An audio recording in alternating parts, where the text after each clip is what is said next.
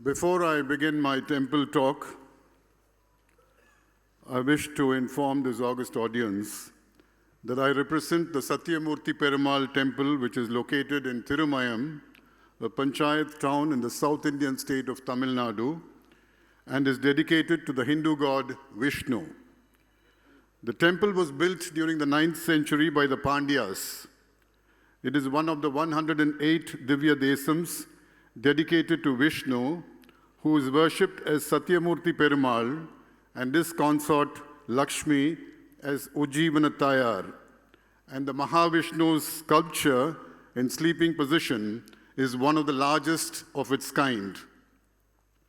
The image of the reclining deity, also known as Pallikonda Perumal, is bigger than the Ranganatha image in Srirangam temple at Trichy in Tamil Nadu. The temple is maintained and administered by the Archaeological Survey of India, and it is a protected monument. Let me thank the organizing committee of this International Temples Convention and Expo for providing me with an opportunity to address this momentous gathering of temple leaders and enthusiasts at Varanasi here today. Every temple is an embodiment of peace, harmony, and discipline. A temple undoubtedly is a building for religious worship, and it is a holy place. Temples and religion are interconnected, and every temple has been constructed on a religious foundation with a purposeful objective. Every religion believes in the worship of a superhuman power and that there is a creator of the universe. Hinduism is a religion which has taught the world both tolerance and universal acceptance. Being a Hindu, being a Christian, being a Muslim, being a Buddhist is not as important as being a human being. A temple has to be a place of worship where everyone experiences peace and accepts the fact that humanity is the common religion connecting people of all faiths, beliefs, and nationalities. We must get the youth of today into the habit of visiting temples regularly and making them more religious and God-fearing. This will pave the way for a more spiritual living, leading the youth to a greater belief in moral and ethical values. Every temple must become a storehouse of peace and must promote the quality of human life as a sacred place of sanctity. Every temple as a religious place of worship has several things in common. The existence of a superpower, which is called the Creator, the belief in that all human beings must be connected to God, and that there should be no discrimination in any form, besides teaching us the most important lesson of having to be helpful to each other. Temples all over the world keep reminding us of the growing importance of interdependence. Hinduism has always taught us an important lesson that we have every right to admire our religion, but we have no right to admonish another religion. This very clearly spells the spirited value of every temple in preaching and professing peace. Promoting harmony amongst the people of different religions must form the core agenda of every religion. Temples, churches, and mosques across the world have to engage in uniting the people of different religions. Religion is meant to unite mankind and not divide it. Harmony is possible only by emphasizing on equality amongst nations and religions. Unity and equality amongst all nations of the people in all parts of the world will determine the progress and prosperity of the entire world. All of us will agree that a peaceful world is a world which has to be free from poverty, free from hunger, free from hatred, free from mistrust, and free from disunity.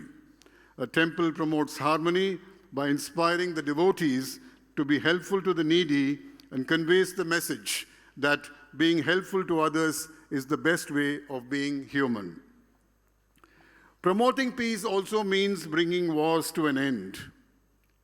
I'm often told that every war, like any other war, is a war to end wars. I remember those days, weapons were manufactured to fight wars. But today, wars are manufactured to sell weapons. Promoting peace is perhaps the most important commitment of every temple in the world. The only war that we have to fight is the war against poverty, hatred, and terrorism. The purpose of religion in a place of worship is to prevent people from fighting against each other, thereby bringing wars to an end. Wars between nations based on religious differences, borders, and because of egos will all come to an end if the meaning and purpose of religion are well understood. Religion, instead of taking man closer to God, is sometimes distancing man from God. Religion, instead of uniting mankind, is sometimes dividing it.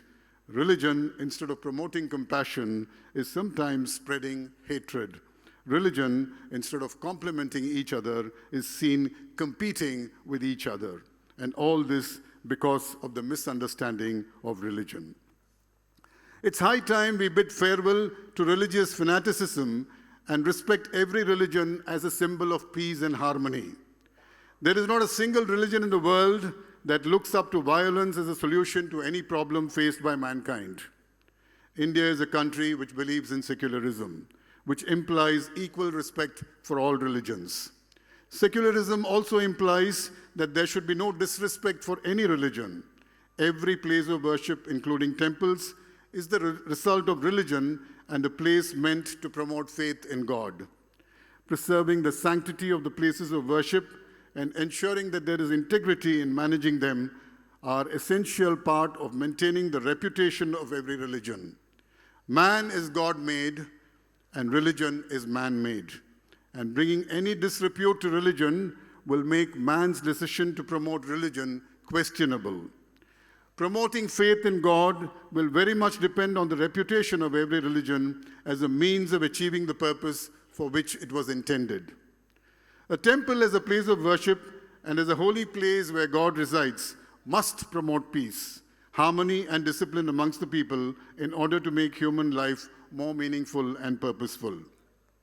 A place of worship is considered to be a residence of God.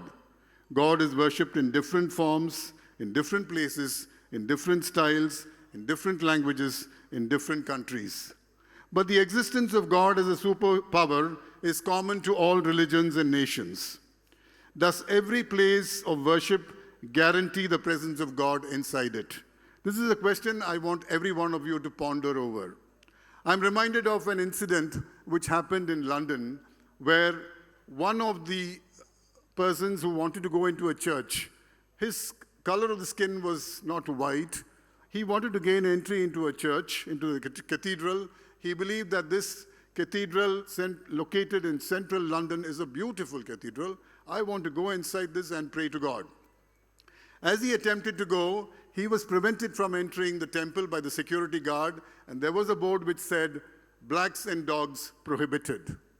Now, he was very upset. He tried his level best, but the security guard wouldn't allow him. He went back home frustrated and desperate, and as he was lying down at home, God suddenly appeared before him and asked him what was worrying him. This man said, "No, God, I've been wanting to go into this very prestigious church in central London, but they are not letting me in." To which God said, "Is this all that is worrying you? They have not let me in either." So God is not present in places where there are discrimination. The moment there is discrimination, the first person to leave will be God. And therefore, my dear friends, we have to prevent discrimination in any form. I also would like to tell you that Hinduism is all about truth, tolerance, happiness, and harmony.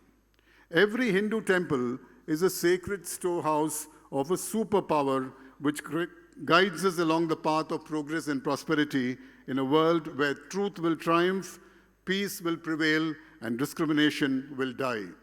All places of worship must have a common agenda aimed at uniting the different religions of the world and making humanity the only religion. which will make every human being on earth lead a decent, disciplined, and dignified life. Doing good also means destroying the evil. Evil forces that hinder harmony must be extinguished without fear or favor. Sometimes we take doing good as the only thing and not preventing the evil from happening. Please understand, whatever amount of good we do, if we do not prevent the evil from happening, all the good that we are trying to do will go a waste.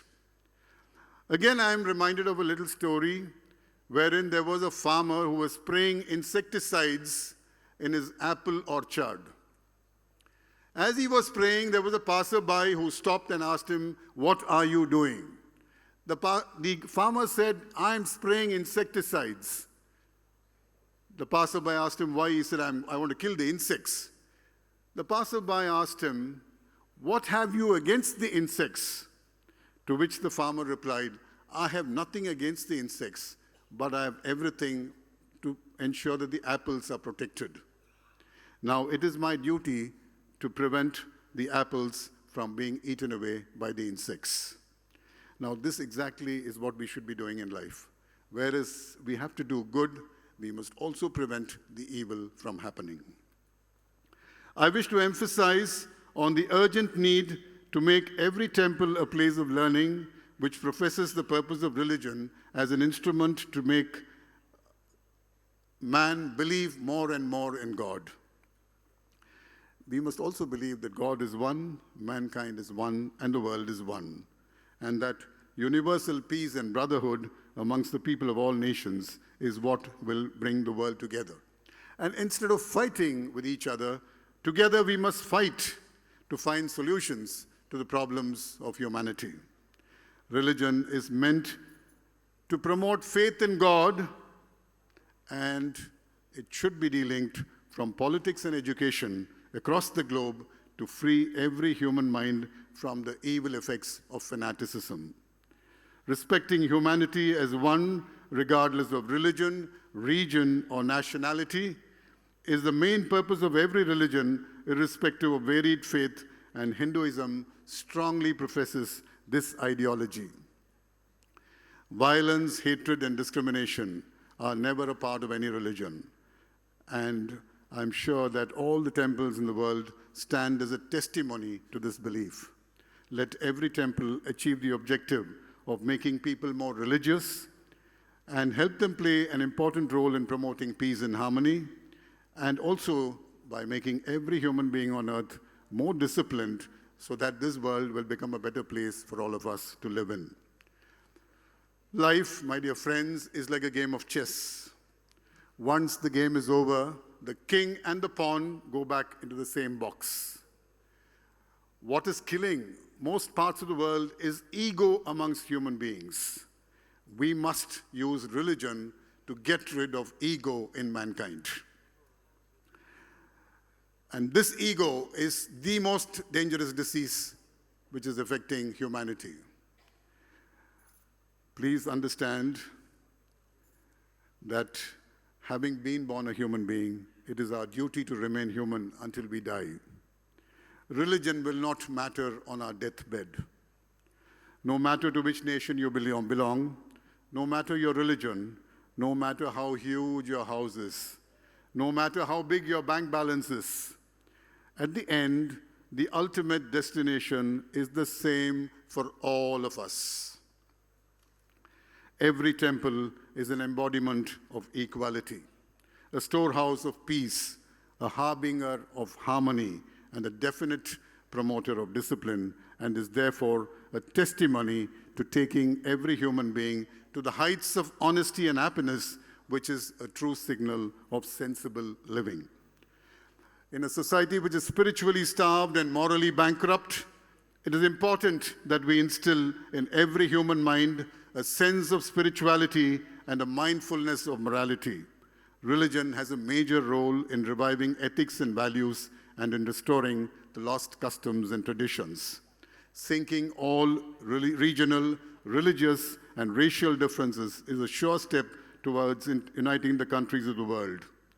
A place of worship has the potential to achieve these objectives, and temple is no exception. Let us look up to every temple as a place to promote peace and to serve as a constant reminder to remain human in all that we do. In conclusion, my dear friends, let me tell you that we are talking about air purifiers. We are talking about water purifiers. But what is most important today is we need heart purifiers, we need mind purifiers. And let me tell you that I strongly believe that a temple can purify our hearts and brains and make us right thinking and helpful human beings. Let us all together protect temples and prevent humanity from any kind of degradation. Thank you very much.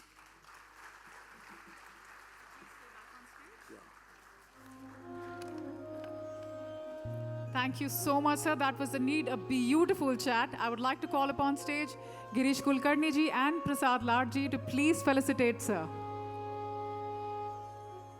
Prasad ji, Girish ji.